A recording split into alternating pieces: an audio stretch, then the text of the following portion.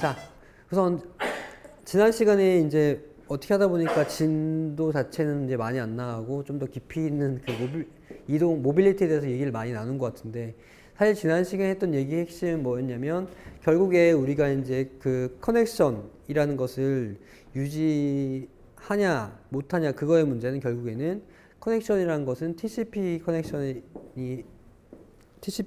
의미였고, 그리고 그 TCP 커넥션이 계속 유지되느냐, 그 문제는 TCP 커넥션을 지칭하는 그 튜플, 그 네 가지 구성류, 네 가지 그 인덱스였죠. 소스 IP 어드레스, 데스티네이션 IP 어드레스, 소스 포트, 데스티네이션 포트, 그것이 유지되느냐 안 되냐, 그 문제라고 했어. 그 중에 하나라도 뭔가 변경이 되면 커넥션은 끊어진다고 했기 때문에 결국에는 그 네 가지 종류의 인덱스 자체가 계속 유지되느냐를 여러분들 유심히 보면 어떤 상황에서든지 커넥션의 유무에 대해서는 판단이 가능하다고 했었죠. 그래서 뭐 지난 시간에 아마 이런 예를 들었을 거야. 이렇게 AP를 넘나드는 경우에 커넥션이 유지되는가.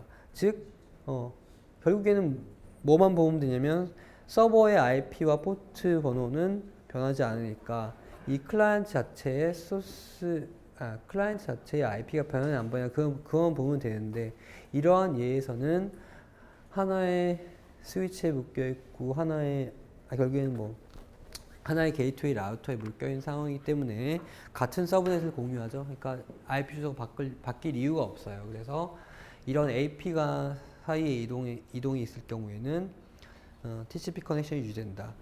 즉 원래 이렇게 들어오던 트래픽이 다른 방향으로 들어오기만 하면 된다고 했었죠. 트래픽이 다른 새로운 방향으로 흘러가기 위해서는 뭐만 바꾸면 되냐면 이 스위치 안에 들어있는 스위치 테이블만 바꾸면 된다. 근데 그 스위치 테이블을 어떻게 바꾸느냐? 스위치는 셀프 러닝이라는 기능을 사용해서 자기 자신의 스위치 테이블 엔트리를 업데이트한다. 그러면 이 클라이언트는 새로 이동한 후에 이 게이트웨이 라우터를 향해서 그냥 더미 트래픽 하나 정도 딱 발송해주면 알아서 이 스위치의 스위치 테이블이 업데이트 된다, 이라고 얘기했었고, 예. 기억나죠? 네, 이거 지난 시간에 얘기했었어요. 자, 그리고 이제 뭐 사실 와이파이에 대해서는 얘기 다 했는데 뭐 슬라이드 한두 개 정도 그냥 어드밴스드 토픽으로 남아 있는데, 요거는 그냥 가볍게 들으세요. 시험엔 안 나와. 자, 뭐 뭔 얘기냐면 실제로 와이파이 채널, 그러니까 AP와 와이파이 호스트 사이에 그 무선 채널의 그 퀄리티가 수시로 변하죠. 사실은 그 무선 채널의 퀄리티는 결국 뭐에 좌우되냐면 액세스 포인트와 모바일 호스트 사이의 거리에 좌우돼요. 그래서 액세스 포인트에 가까우면 가까울수록 무선 채널 성능이 좋은 거예요. 무선 채널 성능이 좋다고. 이거 당연한 얘기겠지? 가까이 있으면 채널 상태가 좋을 거고, 멀리 떨어져 있으면 뭔가 이게 중간에 막 이게 흩어지니까 안 좋을 거라고. 그래서 이 무선 채널의 성능을 보통 우리가 어떤 매트릭을 사용해서 나타내냐면, 여기 나와 있죠. SNR이라는 거. 아마 여러분들은 처음 들어본 용어일 거야. 근데 아마 전자과에서는 이런 얘기를 많이 하겠지. 피지컬 레이어 다른 사람들은. SNR이라는 건 뭐의 약자냐면 시그널 to 노이즈 레이시오. 그러니까 시그널 대 노이즈 비율이야. 그러니까 시그널이랑 노이즈 비율이 얼만큼 있느냐, 그 얘기인데, 즉 노이즈 대비 시그널 비율이 더 좋으면 좋을수록 채널 상태가 좋은 거겠죠. 그래서 이 SNR이라는 이 매트릭 그 자체는 이 값이 높으면 높을수록 채널 성능이 좋은 걸 나타내요. 그러니까 당연한 얘기죠. 노이즈 대 실제 시그널 비율이 훨씬 더 높으면 좋은 거잖아. 그래서 높으면 높을수록 좋은 건데, 요 거리가 가까이 있으면 가까이 있을수록 이 시그널 투 노이즈 레이셔 SNR이라는 거, 그 시그널이 얼마만큼 살아 있는지 노이즈 대비, 요게 좋은 것이고, 멀면 멀수록 이게 SNR이 낮다고요. 근데 우리가 이제 또 뭘 생각해 볼 수 있냐면,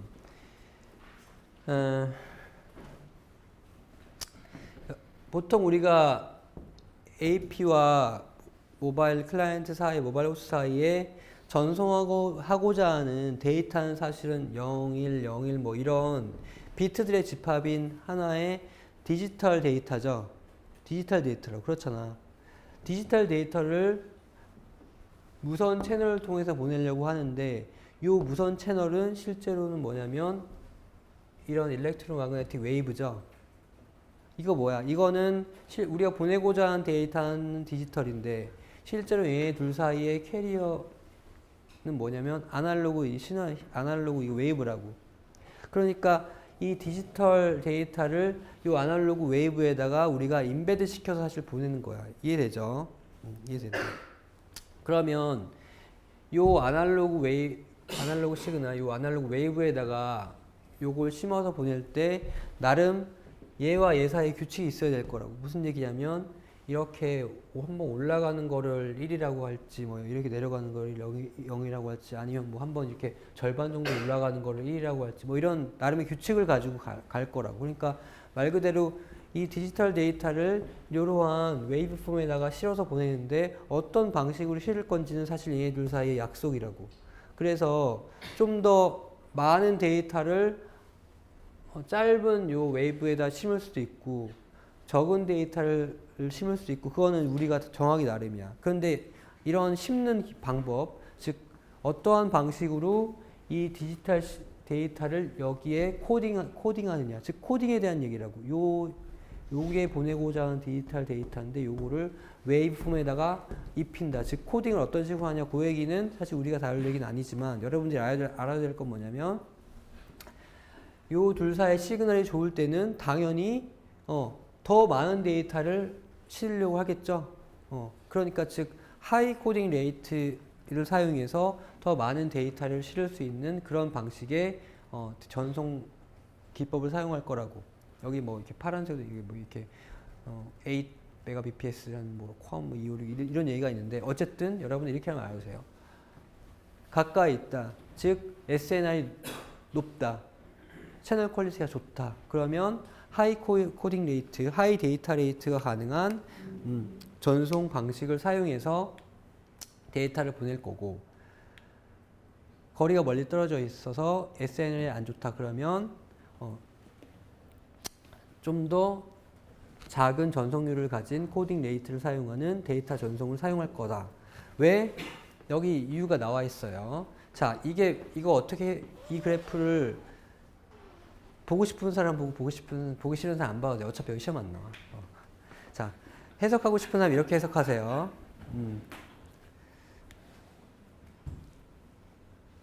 아마 우리 쪽 소프트웨어 필드에 계속 있을 사람은 SNR, BER 이런 거 아마 평생 이제 안 들어볼 거 더 이상. 자, X축은 SNR, 방금 말했던 채널 퀄리티, 시그널 투 노이즈 레이시오고, Y축은 BER이라고 하는 비트 퍼 에러 레이시오예요. 그러니까 한 비트당 얼마만큼 에러가 날 건지 BER. 그러니까 BER은 높으면 높을수록 안 좋지. 에러의 확률이니까 비트당 에러가 발생할 수 있는 확률이죠. 그러니까 낮으면 낮을수록 좋은 거라고. 그러니까 여기 지금 이게 낮은 거죠? 이게 낮으면 낮을수록 좋은 거야.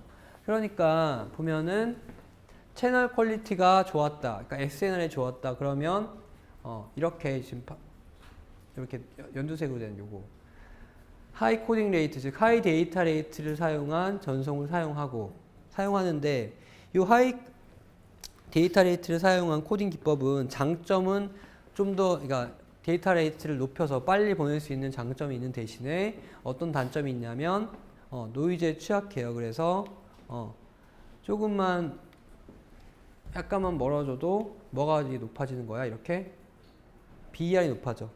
그러니까 BER이 높아져가지고 BER이 너무 높아지면 어떻게 돼? 그 비트 퍼 에러 레이시오죠. 에러가 높아지면 어떻게 될까? 기억 안 나요, 여러분들? 자, 와이파이에서 사용한 맥 프로토콜 뭐였죠?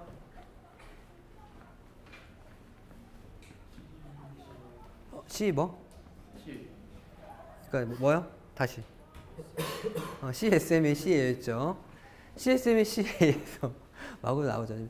CSMA CA에서 결국에 핵심 뭐였냐면 데이터 보내고 뭘 받아야 돼? 에크 받아야 되지. 그렇죠. 근데 에크는 언제와? 데이터가 제대로 다 갔을 때 오죠. 근데 그 데이터를 리시버 측에서 다 제대로 받았을 때 온다고. 근데 거기에 데이터를 보냈는데 아무리 컨텐션을 이겨서 내가 데이터를 보냈다고 쳐도 그 데이터에 노이즈가 섞여가지고 에러가 포함되면 어떻게 돼? 에크는 안 와요. 왜? 리시버가 해석을 못 하잖아. 에러가 섞이면. 그러니까 즉 에러가 섞이기 시작하면 어떻게 돼? 에크가 안 오고 다시 또 백업 하면서 이제 성능이 안 좋아진다. 그래서 에러가 높아지게 되면 더 이상 이걸 쓰면 안 되는 거예요. 그래서 에러가 높아지게 되면 한 단계 낮은 코딩 레이트를 가진 이를 사용하게 되면 어떻게 돼? 같은 20이라는 채널 사용, 20이라는 채널 퀄리티여도 얘 사용할 때는 빛 에러가 이렇게 높은데 얘를 사용하면 확 낮아지죠. 뭐 이런 식으로 바꾼다고. 그래서 실제로 여러분들이 이런 와이파이 호스트죠. 와이파이 호스트지.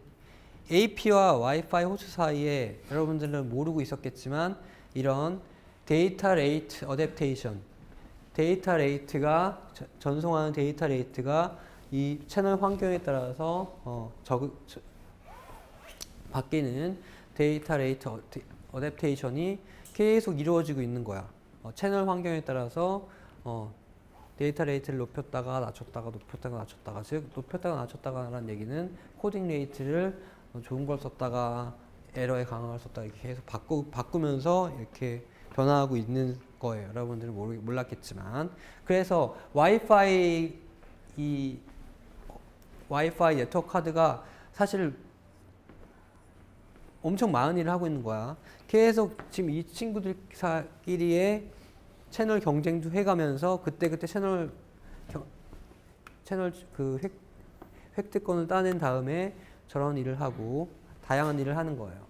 네, 그래서 뭐 이런 게 있다고 알아두면 되고, 또 하나는 뭐냐면 바로 파워 매니지먼트. 자, 와이파이 어댑터가 무선 통신을 하는데 실제로 여러분들이 이제 이건 뭐 상식적으로 알아두면 되는데 컴퓨테이션 할 때 들어가는 전력과 무선 통신을 사용해서 패킷을 주고받을 때 사용하는 그 통신 사용할 때 하는 전력과의 차이는 통신을 주고받을 때 사용하는 소모되는 전력이 10배 이상 훨씬 커요. 그러니까 소모되는 전력이 엄청나다고. 그래서 기왕이면 이 리셉션과 트랜스미팅을 하는 요 회로 부분을 꺼두면 꺼둘수록 사실 좋아. 그래서 여러분들 이제 기억날 텐데 RTS, CTS 할 때 나 채널 이만큼 쓸 거야 라고 주변에 다 알리죠. 그러면 주변 애들은 이만큼 잠자코 있어야 되는 거 알고 있지.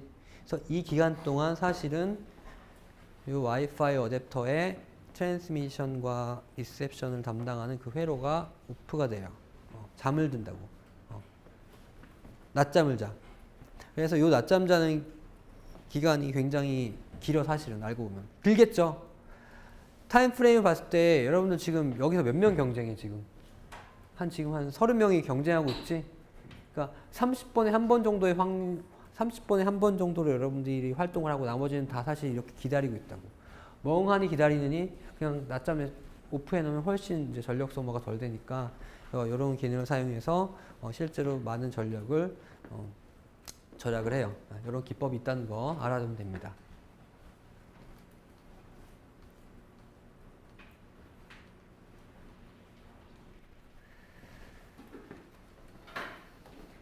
네, 그래서 와이파이 얘기 여기까지 해서 거의 이제 한 주 반에 걸쳐서 이제 얘기를 딱 했었고, 그리고 이제 남은 서브 챕터가 셀룰러 네트워크랑 모빌리티인데, 셀룰러 네트워크 자체는 전에 얘기했듯이 이게 엄청나게 복잡하고 완전히 다른 개념의 완전히 다르고 이제 복잡한 토픽이라서 이제 여러분들 대학원 이제 오면 그때 같이 얘기를 하면 되고, 오늘 이 수업 시간에는 그냥 대략적인 어떤 큰 그림에 대해서 이제 같이 얘기를 해줄게요. 그렇게 해서 이제 셀룰러 네트워크 얘기를 할 거고, 그리고 모빌리티 쪽에서 6.5 얘기를 오늘 할 텐데 우선 셀룰러 네트워크 얘기합시다. 자, 셀룰러 네트워크 뭐 이렇게 생겼어. 이렇게 이제 워낙 흔한 게 이제 셀룰러 네트워크니까 이제 다 안다고. 자, 우선 이름이 왜 셀룰러 네트워크냐?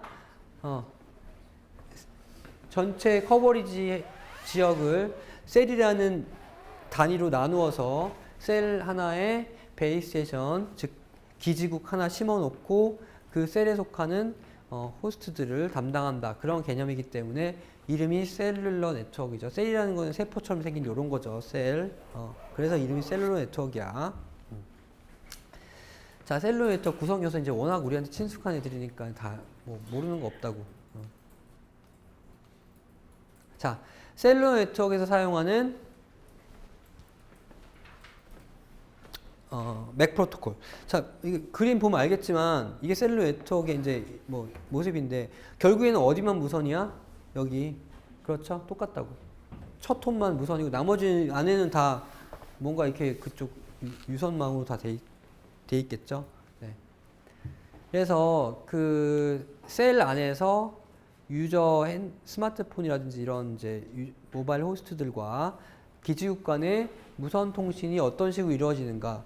자, 와이파이에서는 어떤 방식 썼어요? 랜덤 액세스 방식의 CSMA, CA 썼었죠? 근데 여기서는 그런 랜덤 액세스 방식이 아니라 전통적으로 채널 파티셔닝 방식을 써요. 그래서 2G 그 시절에 사용했던 방식은 뭐냐면 여기 FDMA, TDMA 뭔지 기억나죠? 프리퀀시 디비전 멀티플 액세스 혹은 타임 디비전 멀티플 액세스. 그래서 이렇게 이런 식으로 딱 갈라놔서 각 리소스에다가 유저를 배정하니까 충돌이 안 나겠죠?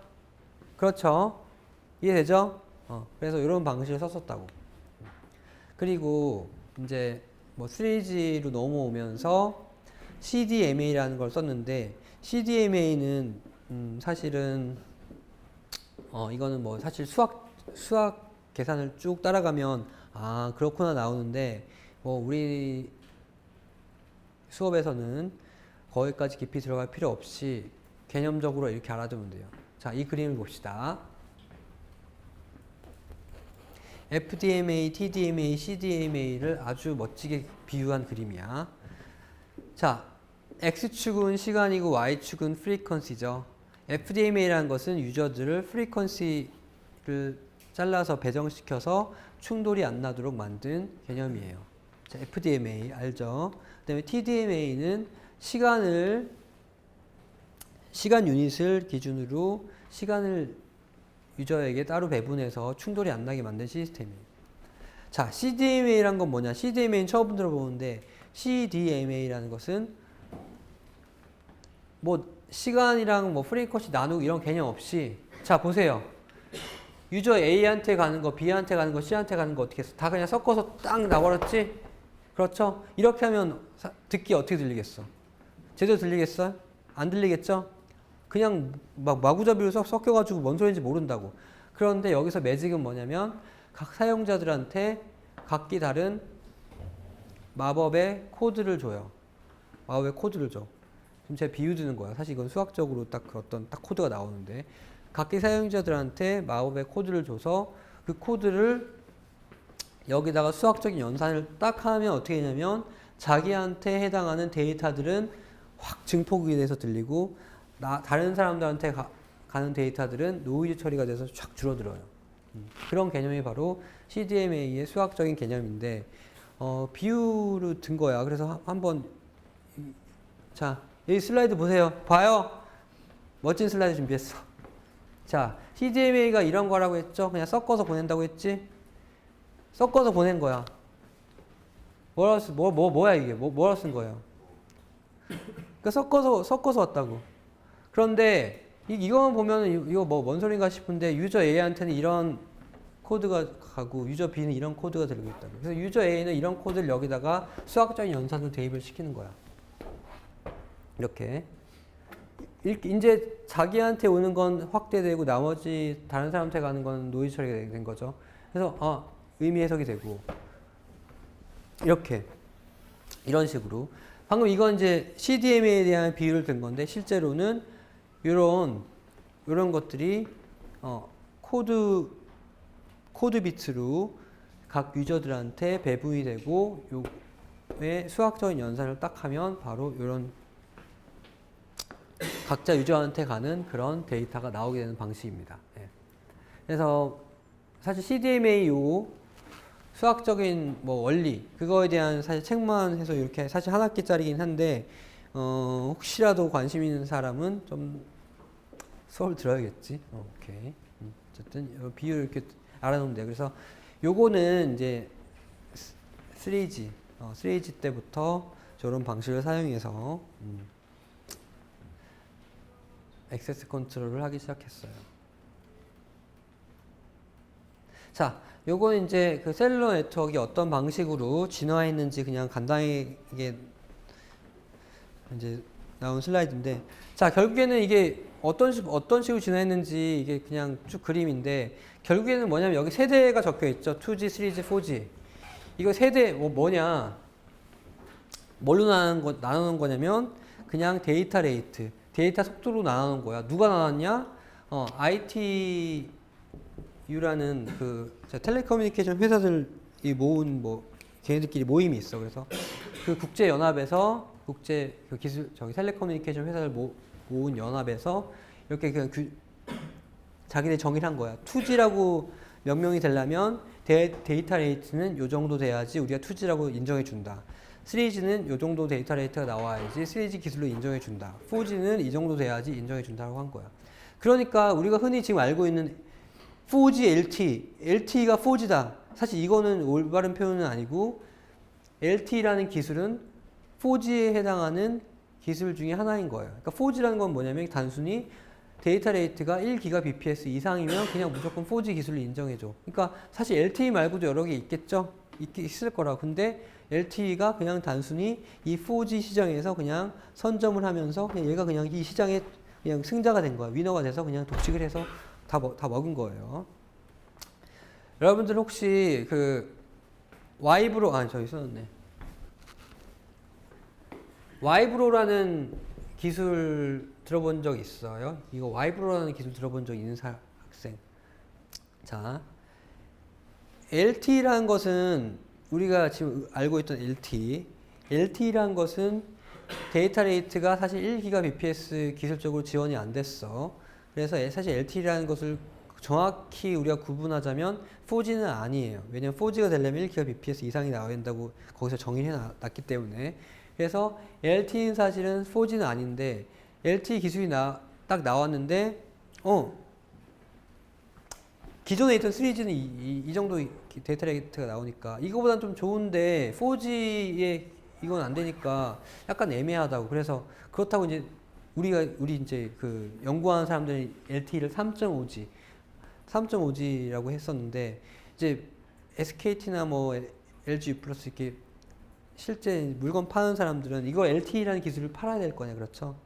팔아야 되기 때문에 어떻게 해봐라 해서 사람들한테 먹히려면 이 4G라는 그 타이틀을 들고 나가야 돼. 그래서 그냥 마케팅 용어로 4G LTE, 4G LTE 이렇게 하다 보니까 4G LTE가 이제 4G 기술인 것처럼 됐는데 실제로는 LTE는 4G는 아니고 우리가 여기 써 있는 LTE Advanced 요 기술이 바로 여기 이제 1GBps 이상을 지원하는 기술이라서 얘가 실제로는 이제 LTEA가 4G에 해당하는 기술인데 그 전에 먼저 자, 이 4G라는 시장, 이 1GBps 이상 요구하는 이 4G라는 시장이 이제 열린 상황인데 이제 보세요. 이 4G라는 시장이 이제 지금 열렸잖아. 이게 이런 LTE 쓰고 있는데 이게 실제로 이제 현재 상용화되어 있는 상황인데 이게 상용화되기 위해서는 이게 실제로 몇 년 전부터 한 5년 전부터 뭐 학계나 저기 산업계에서는 이미 막 개발하고 있었다고. 그래서 뭐 저 이제 막 공부하던 뭐 2008년 뭐 2007년 이때 LTE 막 여러분들 아마 3G 막 들어봤을 때 저희 이제 학계에서는 LTE랑 이쪽 막 개발하고 있었다고요. 그러니까 이걸 미리 왜 개발하고 있냐면 시장이 열리기 전에 기술 선점을 하기 위해서 이제 하는 거예요. 그런데 자, 이 4G 이 4G 시장을 서로 이제 딱 차지하기 위해서 LTE라는 기술을 들고 나와서 이 LTE를 지지하는 세력이 있었고 이 4G 시장을 또 역시 뭐 이제 차지하기 위해서 와이브로라는 기술을 들고 나와서 와이브로를 지지하는 세력이 있었다고요. 다 얘도 사실 1GBps 이상을 노리고 만든 테크놀로지고 얘도 이 여기에 해당하는 기술이기 때문에 사실은 기술적으로는 둘 다 4G를 이제 하기 위한 기술들이야. 기술적으로 봤을 때는 사용자 입장에서는 똑같아. 그러니까 누가 이기든 사용자 입장에서는 관계 없지만 누구한테는 관계 있어? 저걸 이제 밀고 있는 그 지지하는 세력들한테는 관계가 있다고. 그런데 누가 이겼어요? 역사는 승자의 기록이죠. 누가 이겼어? LTE가 이겨서 우린 지금 LTE라는 그 단어밖에 없고 허재만 지금 와이브로를 알고 있다고. 근데 안타깝게도 이 와이브로는 누가 이쪽 세력의 리더냐면 누군지 혹시 알아, 허재? 그렇죠. 삼성전자가 여기 리더야. 그러니까 와이브로가 이겼으면 우리가 이 4G 시장에서 더 뭔가 전 세계적으로 아주 큰 역할을 했을 텐데 안타깝게도 이 삼성이 리더가 된 이 와이브로 세력이 졌어요. 이 진 이유는 무엇이냐면 사실 두 가지 이유인데 첫 번째는 어차피 둘 다 4G 기술이라면 더 이상 기술적으로 중요한 것보다는 정치적으로 굉장히 중요해요. 그러니까 그러니까 결국 정치 싸움에서 누가 이겨? 큰 정당이 이기죠. 몸집 큰 세력이 이긴다고. 많이 이거 쓰겠다는데 그럼 얘가 이길 수밖에 없어. 그러니까 얘네 세력이 더 커졌기 때문에 얘네가 이긴 건데 왜 얘네 세력이 더 커졌냐면 얘네 이제 누구를 중심으로 뭉치게 되냐면 그 유럽에 있는 그 예전 2G 뭐 GSM 쓰던 애들 그 EU 유럽 국가들 이제 이쪽이 뭉쳤고 여기 이제 삼성 주도로 해서 이제 미국 저기 뭐 퀄컴이라든지 쪽 회사끼리 해서 뭉친 세력이라고. 근데 어떻게 하다 보니까 여기서 이제 배신자 뭐 퀄컴 뭐 배신하고 뭐 이렇게 배신자 떨어져 나가면서 세력이 약간 약해지면서 이렇게 기우뚱 하다가 이게 확 커져서 이제 이게 먹은 건데 사실 이런 정치적인 배경도 있고 그 다음에 좀 약간 기술적인 이 배경이 또 뭐냐면 이 LTE는 LTE 기술을 이제 상용화시키기 위해서 필요한 게 기존에 있던 유럽 그 2G GSM망 그 인프라스트럭처에서 베이스 스테이션에서 소프트웨어 업그레이드 중심으로 해서 요 LTE 기술까지 갈 수 있었는데 얘는 아예 완전히 인프라를 새로 깔아야 되는 그런 이제 그 업그레이드였어. 그래서 실제 이니셜 그 디플로이먼트 코스트가 얘가 좀 덜 드는 그런 상황이란 것도 겹쳐져 가지고 결국에는 LTE가 이 4G 시장을 이게 그냥 잡아먹게 해서 얘 사장됐어요. 사장됐어. 그래서 이제 삼성이 안타깝게도 야심차게 밀던 와이브로가 지고 4G 시장이 이렇게 됐는데 자, 그 얘기는 무슨 얘기냐면 지금 우리가 4G 시장 상용화 됐죠. 그 얘기는 뭐냐면 지금 물밑에서는 5G 이미 개발 다 돼 있어요. 5G 이미 개발 다 돼 있고 이제 뭐 곧 있으면 6G 이제 얘기하기 시작하겠죠. 그러니까 물밑에서는 지금 아마 연구실에 대학원 들어보면 알겠잖아요. 지금 뭐 조성현 교수님이라든지 윤정원 교수님이라든지 뭐 5G 아마 이게 관심 있고 하실 거야. 그러니까 물밑에서는 지금 다 되고 있다고. 결국 왜 지금 이렇게 먼저 작업하는 거야?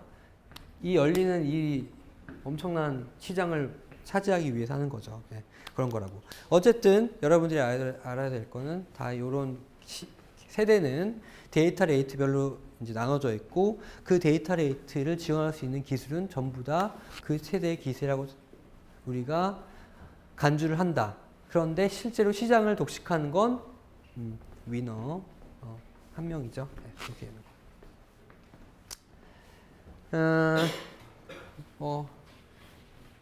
지금 현재 우리가 알고 있는 쓰고 있는 뭐 3G 혹은 4G, LTE 셀룰러 네트워크망의 그냥 이제 구조야. 이렇게 생겼어요. 사용자들이 있고 사용자 주변에 무수히 많은 베이스 스테이션 기지국들이 산재돼 있고 그 기지국들을 관리하는 RNC라는 라디오 네트워크 컨트롤러라는 뭐 그런 이제 중간 계층의 노드들이 있고 그 위에 SGSN, GGSN 뭐 이런 식으로 쭉 피라미드 구조로 이렇게 계층화되어 있어요. 그러니까 예를 들면 SKT 텔레콤망이다 그러면 사용자도 한 1000만 명 정도 되는 사용자들이 이렇게 전국에 퍼져 있고 그 사용자들을 커버하기 위해서 전국에 무수히 많은 기지국들을 쫙 깔아놨어. 커버리지는 전국이야. 깔아놨고 그 기지국들 뭐 열댓 개를 관리하는 하나의 RNC가 무수히 또 많이 존재하고 그 RNC 여러 개를 관리하는 SGSN이라는 상위 노드가 존재하고 제일 위에 GGSN이라는 게이트웨이 역할을 하는 애가 존재한다.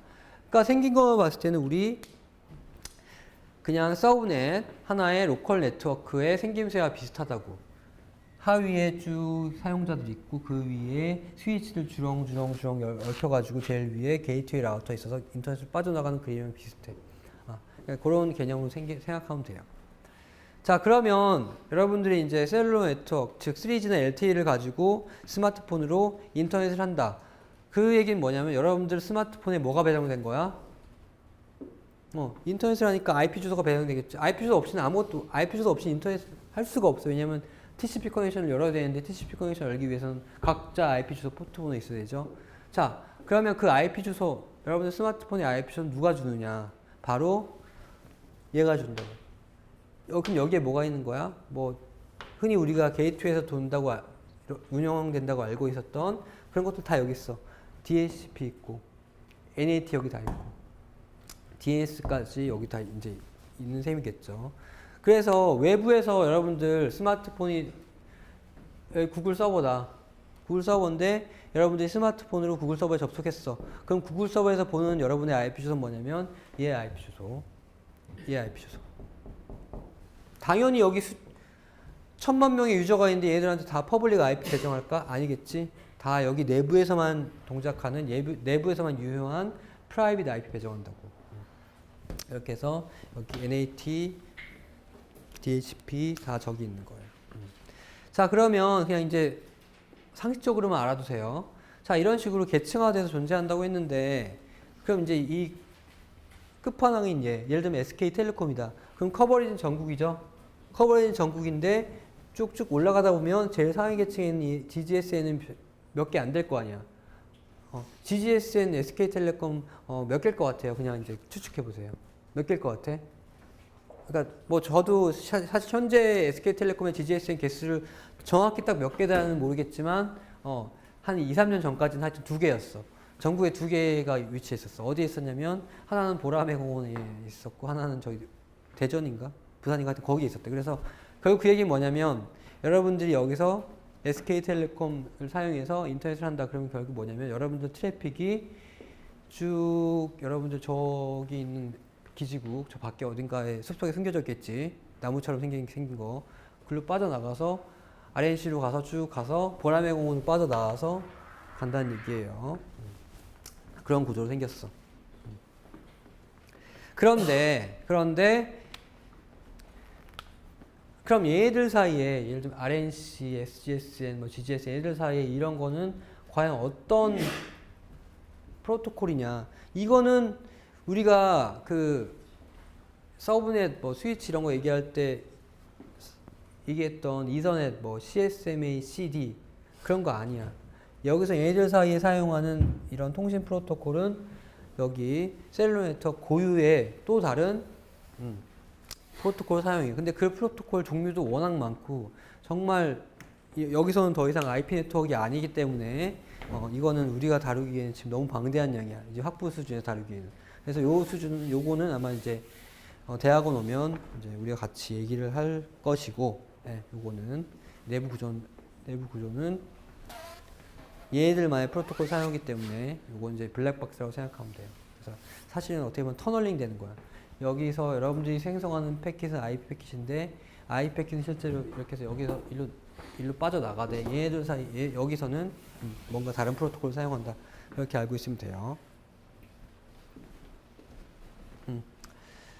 자, 그러면 이제 모빌리티 관련된 얘기를 할 텐데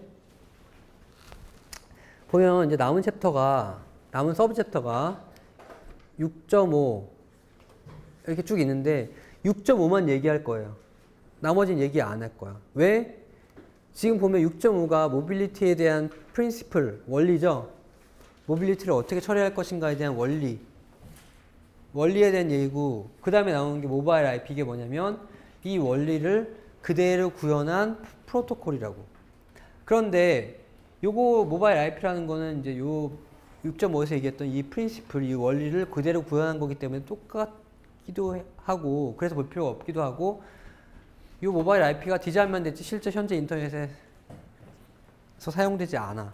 그래서 볼 필요가 없어요. 자, 무슨 얘기냐면 이거 지금 강조하지만 이 모빌리티라는 챕터에서 다룰 내용이 뭐냐면 사용자가 네트워크를 넘나드는 그런 모빌리티가 있는 상황에서 TCP 커넥션이 안 끊겼으면 좋겠다는 바람을 가지고 모빌리티가 있는 상황에서 TCP 커넥션 유지에 대한 생각을 그런 목표를 가지고 이제 원리를 얘기할 텐데 실제로 그게 원리를 생각하는 건 좋은데 이게 현재 인터넷에서는 구현이 안 돼 있어요. 현재 인터넷에서는 네트워크 넘어가면 연결 100% 끊겨. 안 끊길 수가 없어요. 이거 지원 안 된다고. 그렇기 때문에 이건 여러분들이 혼돈하면 안 돼. 이게 현재 인터넷에서 구현되어 있는 게 아니라 이거 그냥 하나의 개념으로 이렇게 돼 있으면 안 끊기겠지라고 여러분들이 생각하면 돼. 자, 얘기를 해볼게요. 자, 우선 네트워크 관점에서 모빌리티라는 것을 이제 다양하게 정의를 내릴 수가 있는데 우선 이게 모빌리티에 대한 스펙트럼을 생각할 수 있다고. 자, 모빌리티가 아예 없는 상황에서부터 완전 하이 모빌리티까지. 모빌리티가 아예 없는 상황은 무슨 상황이냐면 말 그대로 이런 상황이죠. 여기 앉아가지고 지금 무선 인터넷 하고 있죠? 무선 인터넷 하는데 그냥 여기서 인터넷 다 하고 그냥 끝. 이게 그냥 모빌리티 없는 상황이에요. 이거는 뭐 문제 하나 될 거 없고 그 다음에 약간 중간쯤 되는 모빌리티가 뭐냐면 여기서 이거 무선 인터넷을 실컷 하다가 다 했어. 뚜껑 딱 닫고 저기 옆에 있는 예를 들면 뭐 성균관대학교로 옮겨. 그리고 다시 이거 뚜껑 열어서 무선 인터넷 해. 그럼 그건 뭐냐면 네트워크를 넘나드는 이동을 했지. 이동을 했는데 여기서 다 하고 이미 다 끊고 가서 또 새로운 연결하는 거잖아.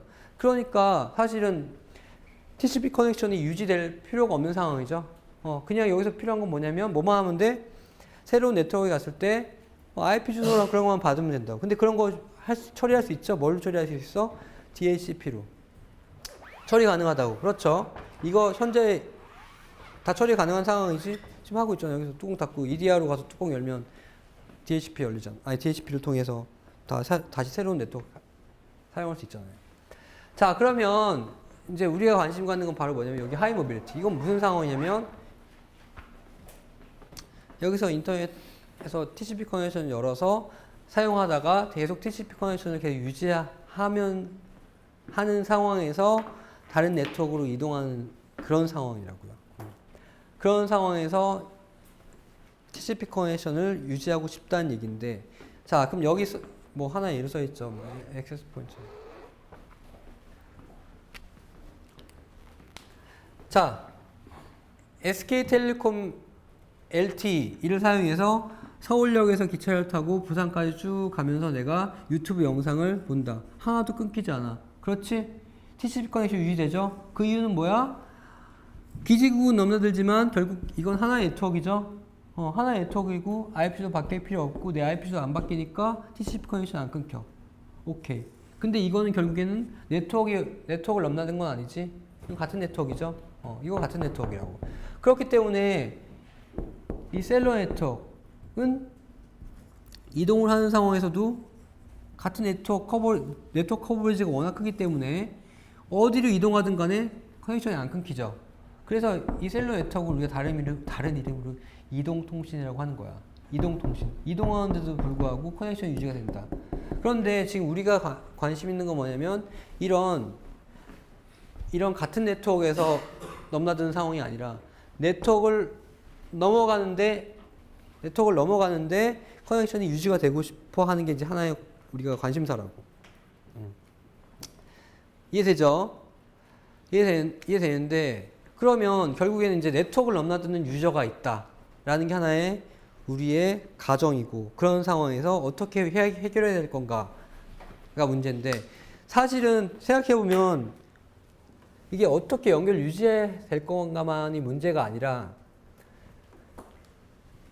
두 가지 문제라고. 뭐냐면 자, 우리가 이제 모빌리티, 네트워크 관점에서 모빌리티 이를 생각해 보면 결국 뭐가 문제냐면 우선 어떻게 연결을 할 것인가.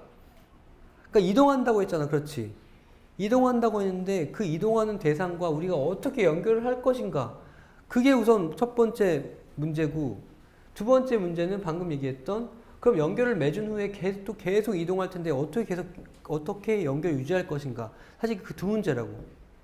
그러니까 잘 이해해야 돼. 김동희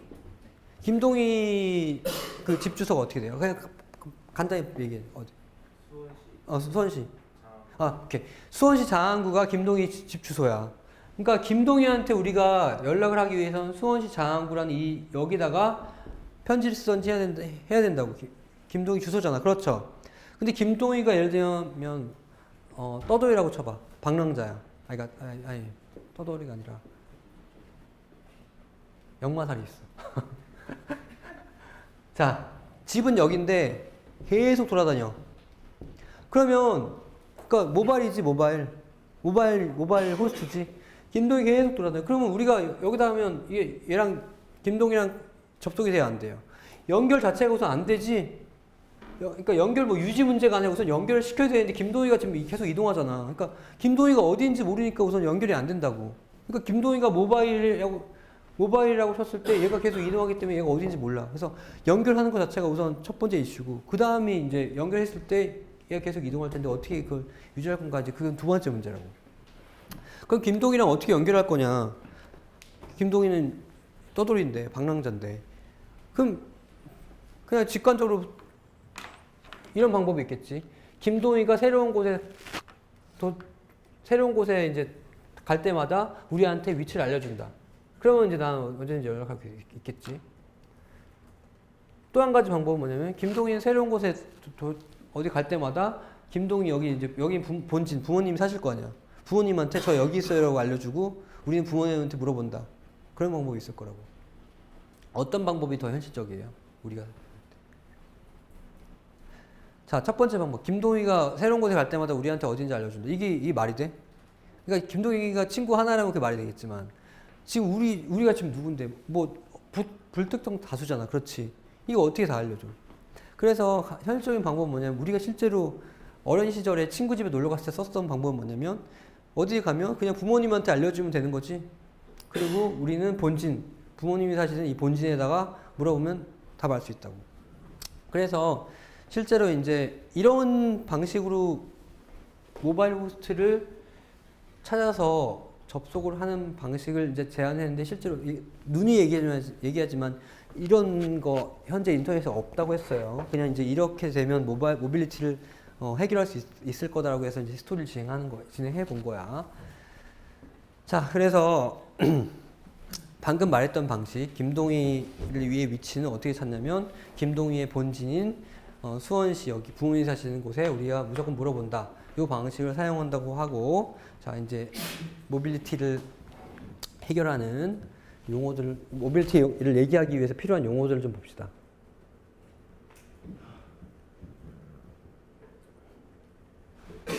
우선 모바일 호스트는, 그러니까 모든 모바일 호스트는 각자 자기 자신의 퍼머넌트 어드레스를 가져요. 퍼머넌트 어드레스라는 것은 무조건 어디를 가든 간에 얘는 무조건 고유의 어떤 변하지 않는 주소. 자, 다시 한번 얘기해요. 이런 거 인터넷에 존재하지 않아.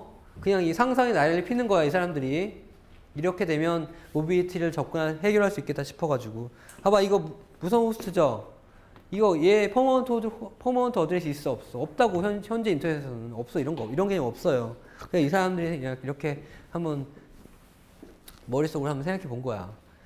자, 모바일 호스트는 자기 자신의 퍼머넌트 어드레스를 가지고, 그리고 자기 자신이 원래 속한 이 퍼머넌트 어드레스가 속한 이 네트워크가 존재하겠죠. 그러니까 뭐 예를 들면 부모님 사신 본진 수원시 그쪽 동네. 여기가 이제 홈 네트워크이고, 그 다음에 이 홈 네트워크에 존재하는 모든 모바일 호스트들을 관장하는 홈 에이전트가 존재해요. 이 홈 에이전트는 여러분들은 단순히 게이트웨이 라우터에서 동작하는 그런 트래커라고 생각하면 돼. 홈 에이전트. 그러니까 여기 홈 네트워크에 존재하는 모든 호스트들이 어디인지를 그냥 뭐 관리하는 애. 그리고 예를 들면 이 모바일 호스트가 다른 곳으로 잠깐 이동했다. 그러면 그 이동해서 간 곳에 네트워크가 또 있겠죠. 그 네트워크를 우리가 비지트 네트워크라고 부르고, 그 다음에 여기 새로운 네트워크에 갔으니까 여기서의 네트워크 주소도 배정받을 거 아니야. 그렇죠? 그러니까 여기서 배정받는 주소를 여기 care of address라고 우리가 용어로 얘기를 해요. 그러니까 물론 얘는 자기 자신의 원래 퍼머넌트 어드레스도 유지하면서 새로 이제 들어간 요 네트워크에 속하면서 새로운 care of address를 이제 배정받는 거예요. 그리고 마찬가지로 모든 네트워크는 이제 뭐 이런 아까 홈 네트워크에 해당하는 이런 에이전트들이 홈 에이전트에 해당하는 에이전트들이 다 네트워크에 있어요. 그래서 얘 입장에서는 이거는 자기 홈 에이전트가 아니니까 이제 포린 에이전트라고 부르는 거야. 그리고 요 모바일 호스트에 접속하고자 하는 코레스폰던스 얘가 존재하고. 자, 그러면 저 모바일 호스트가 이렇게 원래 여기 홈 네트워크 수원시 여기 있다가 일로 안산시로 잠깐 방문을 했어.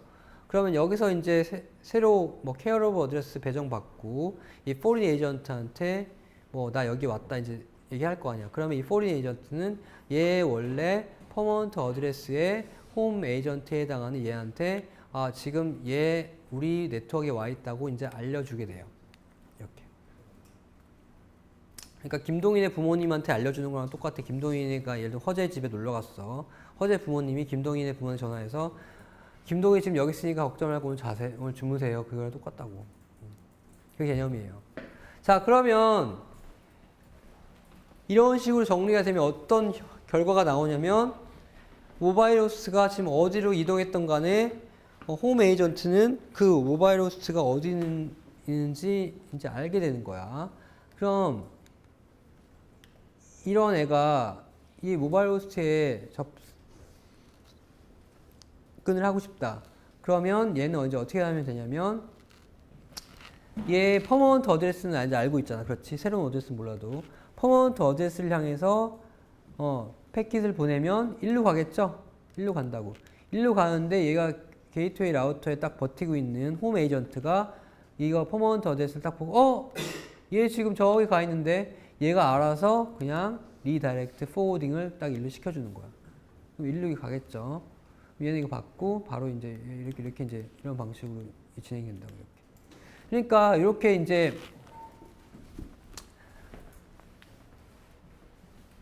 외부 노드가 저 모바일 호스트에 접근할 때 퍼머넌트 어드레스만 가지고 접근해서 이 홈 에이전트가 포워딩을 해주는 방식을 인다이렉트 라우팅이라고 불러요. 근데 다시 한번 얘기하지만 이거 현실에 없는 거야. 그냥 상상의 나래를 핀 거야. 이렇게 하면 될 것 같다고. 현실에 이런 개념 없어요. 자, 그런데 이렇게 이제 인다이렉트 라우팅 하는 방식으로 모바일 호스트에 접속을 하게 되면 어떤 장단점이 있는지 딱 보이죠? 자, 장점 뭐예요? 장점은 뭐죠? 그렇지. 장점은 바로 얘 입장에서는 너무 간편하지. 그냥 퍼머넌트 어드레스만 알고 있으면 퍼머넌트 어드레스로 트래픽 보내면 무조건 나는 뭐 어디로 가는지만 이런 거 신경 쓸 필요 없이 그냥 얘로 가는 거지. 그러니까 편하다고. 편한 대신에 단점이 멀리 돌아가게 계속. 그러니까 이게 오래 걸린다고. 딜레이가 많이 생기죠. 이해됐지? 단순한 얘기지. 그런데 지금 이거 인다이렉트 라우팅 한 건 뭐야? 이거야. 이거죠. 어떻게 모바일 호스트를 처음에 찾을 것인가 이거에 대한 얘기고, 이렇게 해서 한번 커넥션을 맺은 이 친구랑 만약에 얘가 계속 이동을 한다. 계속 이동하는 상황에서 이 커넥션을 어떻게 유지할지는 아직 얘기하지 않은 거지. 지금 이 얘기는 뭐냐면 이 모바일 호스트가 있는 곳을 어떻게 처음에 알아내가지고 우리가 얘 처음에 커넥션을 맺느냐 그거에 대한 얘기였고, 지금 이 커넥션을 어떻게 유지할 건가, 얘 계속 이동할지도 모르는데 그거에 대한 얘기는 아직 안 했다고. 그런데 그것도 간단해. 얘가 이제 이 커넥션을 맺었는데 이 커넥션을 유지하고 싶은 상황에서 다른 데로 이동한다. 그럼 어떻게 하면 되냐면 새로운 네트워크로 이동하면 그 네트워크에 또 포린 에이전트가 있겠죠. 그 포린 에이전트 통해서 홈 에이전트한테 딱 연락하면 이제 그냥 계속 이제 이렇게 새로운 쪽으로 삼각형 트라이앵글이 이렇게 펼쳐지는 거예요. 이해되나요? 그럼 어차피 얘 입장에서는 계속 포린 에이전트, 퍼머넌트 어드레스를만 가지고 커넥션을 맺는 거니까, 퍼머넌트 어드레스만 가지고 커넥션을 사용하는 거니까, 커넥션이 유지가 되는 거죠. 자, 그리고 또 다른 방식으로 모바일 호스트를 찾는 기법이 인다이렉트 라우팅이 아니라 다이렉트 라우팅. 이건 뭐냐면 이 클라이언트가 이 외부 클라이언트가 이 모바일 호스트에 접근하기 위해서 역시 마찬가지로 퍼머넌트 어드레스 사용해서 패킷을 보내는데 홈 에이전트가 바로 그 패킷을 저 호스트한테 포워딩 해주는 게 아니라 답을 돌려주는 거예요. 지금 네가 찾는 이 호스트의 새로운 주소는 뭐니까 글로 네가 직접 커넥션을 맺어라. 이렇게 이제 알려주는 거예요. 그래서 한번 처음에만 일로 갔다 오고 나머지 그 답을 새로운 주소를 알려준 다음에는 계속 여기랑 이제 커넥션이 되는 거야.